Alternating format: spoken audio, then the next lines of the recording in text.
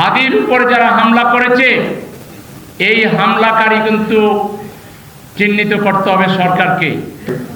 আজকের এই আলোচনা সভার সম্মানিত প্রধান অতিথি বাংলাদেশ জামাত ইসলামীর সংগ্রামী সেক্রেটারি জেনারেল সাবেক এমপি জননেতা জনাব অধ্যাপক মিয়া গোলাম পরোয়ার, মঞ্চ উপবিষ্ট কেন্দ্রীয় নেতৃবৃন্দ, মহানগরী নেতৃবৃন্দ, সম্মানিত সাংবাদিক বন্ধুগণ এবং আজকের উপস্থিতি, শহীদ বুদ্ধিজীবী দিবস সহ আমরা দেখেছি অতীতে স্বাধীনতা দিবস, বুদ্ধিজীবী দিবস, বুদ্ধিজীবী হত্যা, ইভেন দেশে যদি একটা সাধারণ কোনো হত্যাকাণ্ড যদি কোনো জায়গায় ঘটে, কোনো মারামারি হয়, আমরা তৎকালীন যারা রাষ্ট্রের দায়িত্বে ছিল, সরকারে ছিল, তারা কোনো প্রকার পূর্ব তদন্ত ছাড়াই, কোনো প্রকার কোনো খোঁজখবর নেওয়া ছাড়াই এক কথায় বলে দিত এটার সাথে জামাত শিবির জন্য। ইভেন কোথাও যদি কেউ ট্রাক অ্যাক্সিডেন্ট করে মারা যেত তাইলে বলতো এটার পেছনে জামাত শিবিরের হাত। বিল্ডিং দোষে পড়লে বলতো এটা জামাত শিবির দোষে ফেলে।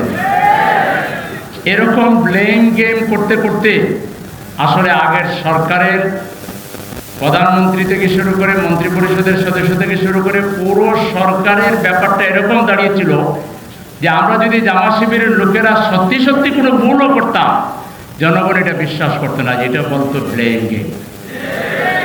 এক জায়গায় জামাতকে, শিবিরকে জনগণের আস্থার জায়গায় নিয়ে আসার ক্ষেত্রে সাবেক সরকারের বিরাট ভূমিকা। তাদের অপরাজনীতি, তাদের অপকৌশল সম্পূর্ণরূপে দেশবাসী বুঝতে পেরেছে এবং এটা প্রত্যাখ্যান করেছে। শহীদ বুদ্ধিজীবী দিবসের আজকের দিনে আমরা বলতে চাই, শেখ হাসিনা অনেক বিচার করলো, তার বাপের হত্যার বিচার করলো, আরও অনেক বিচার করলো, তথাকথিত যুদ্ধাপরাধের নামে নিরীহ দেশপ্রেমিক ইসলামী আন্দোলনের নেতৃবৃন্দকে শহীদ করলো, কিন্তু তার সরকারের এতগুলো টার্ম সে পার করলো, তাইলে বুদ্ধিজীবী হত্যার রিপোর্ট প্রকাশ করেনি কেন, কিংবা বিচারের কোনো উদ্যোগ নেয়নি কেন? এই ব্যাপারে এখনকার বুদ্ধিজীবীরা দেশ এবং বিদেশের বিভিন্ন লেখার মাধ্যমে তারা বলেছেন, মূলত শহীদ বুদ্ধিজীবী যারা ছিলেন তারা মুক্তিযুদ্ধের পক্ষে ছিলেন, কিন্তু আওয়ামী লীগের বিরুদ্ধে ছিলেন, ভারতের বিপক্ষে ছিলেন। এজন্য বেছে বেছে বুদ্ধিজীবীদেরকে হত্যা করা হয়েছে যাতে বাংলাদেশ মাথা উঁচু করে দাঁড়াতে না পারে। এই জন্য অনেক লেখক, আজকে আমার দেশে আমি এখানে বসে বসে পড়লাম, আমাদের প্রবীণ সাংবাদিক আবুল আসার সাহেব অনেক কোটেশন এনে দেখিয়েছেন যে এর সাথে মূলত প্রতিবেশী একটি দেশ এবং বিগত দিনে বাংলাদেশ শাসন করার নামে জাতির উপরে যারা নিষ্ঠুর নির্যাতন চালিয়েছে এই বুদ্ধিজীবী হত্যাকাণ্ডের সাথে তারাই জড়িত ছিল। সুতরাং আমাদের পরিষ্কার বক্তব্য, এখান থেকে অনেক শিক্ষণীয় বিষয় আছে। শুধু কারো বিরুদ্ধে একটা কথা বলে দিলেই মানুষ বিশ্বাস করবে এটা মনে করার কোনো যৌক্তিক কারণ নেই। এই যে ৭১ নিয়ে, বুদ্ধিজীবী হত্যাকাণ্ড নিয়ে, জঙ্গি কার্যক্রম নিয়ে, এরপরে মানুষ খুন নিয়ে হাসিনা যত ব্লেম গেম করেছিল, জনগণ তার মুখের উপরে চপেটাঘাত করেছে, এটাকে মিথ্যা হিসাবে সাব্যস্ত করে এটাকে প্রত্যাখ্যান করেছে। এখনো কেউ কেউ সেই হাসিনার বয়ানে, ভারতীয় বয়ানে জামাতের বিরুদ্ধে যারা বক্তব্য দিচ্ছেন, তারা যদি এটা বন্ধ না করেন, অচিরেই তাদের পরিণতি হাসিনার পরিণতি হবে।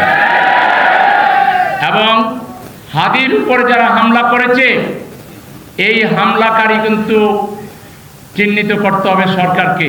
তবে মানুষ যেটা ধারণা করছে এর সাথে দেশ বিদেশ এবং সেই পতিত স্বৈরাচার এবং ফ্যাসিবাদের বন্ধু হিসাবে খ্যাত যারা ভারতের দয়ায় বাংলাদেশে ক্ষমতায় আসতে চায়, তাদের নানাভাবে এখানে উস্কানি জড়িত আছে।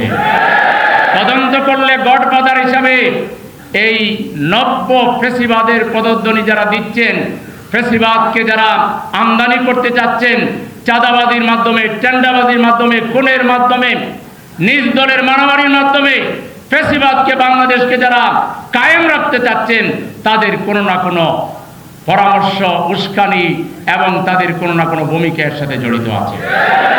এই জন্য সরকারকে সুষ্ঠু তদন্ত, হোমড়া চুমড়া কোনো বিশেষ গোষ্ঠীর প্রতি দুর্বল না হয়ে প্রফেসর ইউনূস সাহেবের সরকার যদি এই ঘটনার সুষ্ঠু তদন্ত করে যদি হামলাকারীদেরকে উদ্ঘাটন করতে না পারেন, তার গডফাদারদেরকে যদি চিহ্নিত করতে না পারেন, সুষ্ঠু নির্বাচনের যে স্বপ্ন দেখছেন এটা শুধু স্বপ্নই থেকে যাবে, এই নির্বাচন সুষ্ঠু হবে না।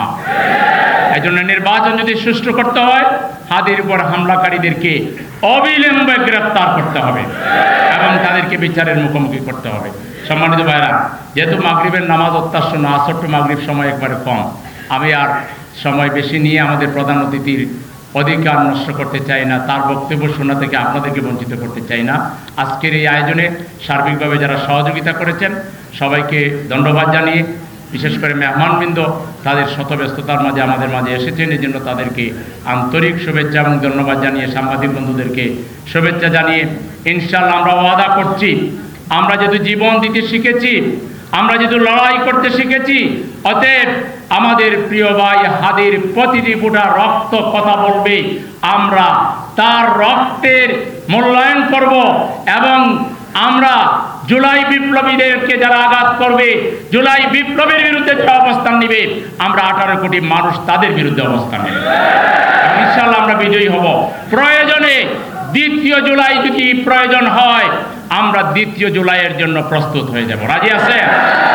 ইনশাআল্লাহ আমরা জীবন দেব, বাংলাদেশের মান মর্যাদা আমরা হরণ করতে দেব না, বাংলাদেশকে আমরা আর ফ্যাসিবাদীদের হাতে তুলে দিতে দেব না, আমরা আমাদের জীবনের বিনিময়ে বাংলাদেশকে আমরা স্বাধীন রাখবো ইনশাআল্লাহ।